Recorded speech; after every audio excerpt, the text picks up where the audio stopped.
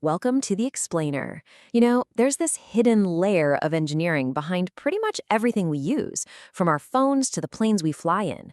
Today, we're going to crack the code on the software that makes it all possible. All right, let's kick things off with a huge question engineers grapple with every single day.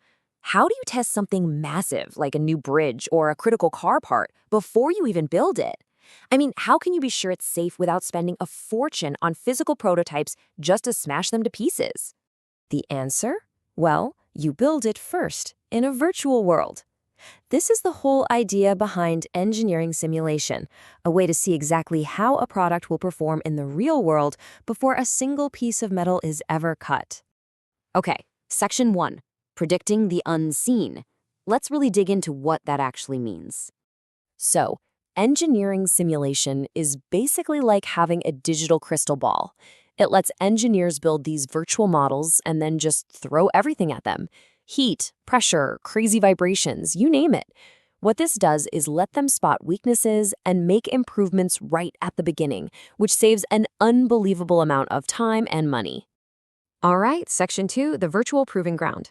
So if simulation is the idea, what's the actual tool that engineers are using to do all this? That tool is ANSYS. Think of it like a massive digital laboratory. It's this huge suite of software that engineers in almost every industry use to create these simulations, testing everything from the airflow over a Formula One car to the structural integrity of a massive skyscraper. And this is what's so wild. The sheer scope of what ANSYS can do. We're not just talking about stress and strain. It can simulate how fluids move, how electricity flows, how heat spreads out, and this is the really cool part, how all of those different physical forces interact with each other at the exact same time. That's a powerful capability they call multiphysics. Okay, Section 3, a simulation in action. I know, this can all sound a bit abstract, right? So let's walk through a super simple example to see what this looks like in practice. So here we go. Step 1 is the digital blueprint. Everything, and I mean everything, starts with a perfect 3D model of the object. It's a digital twin living inside the computer. Now, for step 2, and this is where it gets really clever. The software takes that 3D model and slices it into millions of tiny, simple pieces. You can see it on the slide. It kind of looks like a net or a mesh. The genius of this technique, called finite element analysis, is that it turns one giant, super complex physics problem into millions of tiny, easy-to-solve little ones that a computer can just chew through. Next up, step 3, applying real-world forces. See, you have to tell the computer what the real world is going to do to this thing. So for our beam, we'd program it so one end is locked in place, and then we'd apply a specific amount of pressure right on top, just like a heavy load would. And that brings us to the payoff, step 4, seeing the results. You hit solve, the computer crunches all those numbers for every single one of those little mesh pieces, and boom, it spits out this beautiful color map, instantly showing you the hot spots, exactly where the most stress is building up and where it's going to bend. All right, Section 4, from code to reality. A colorful beam is cool and all, but how does this actually change the way we design, well, everything? Well, here's the crucial point. Simulation fundamentally flips the script on engineering. The old way was this painful, expensive cycle of building something, testing it, watching it break, and then starting all over.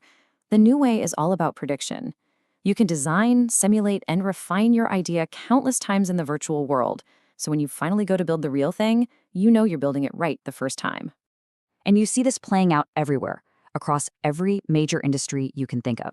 In aerospace, it's preventing structural failures in airplanes. In the auto industry, they use it for virtual crash tests to design safer cars. And for the phone that's right there in your pocket, they use it to make sure it doesn't overheat. It's literally everywhere. Okay, on to our final section, number 5, the future is faster. So where does this incredible technology go from here? How does it get even more powerful? Well, the next leap forward is happening as we speak. It's the combination of this world-class simulation with the raw power of artificial intelligence. And believe me, this isn't just a small step up, it is a total game changer. Just think about the impact of this. Imagine you're an engineer.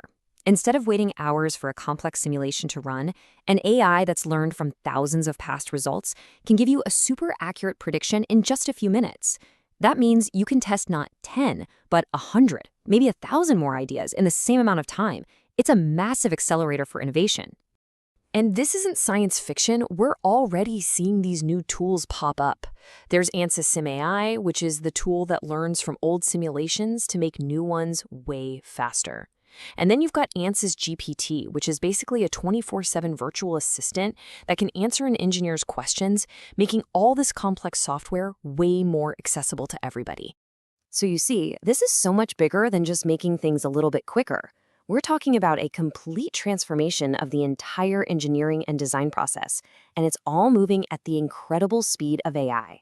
And that really leaves us with this one big, exciting question. In a world where engineers can test literally any idea almost instantly and be confident in the results, what are we going to build next? What does that future even look like?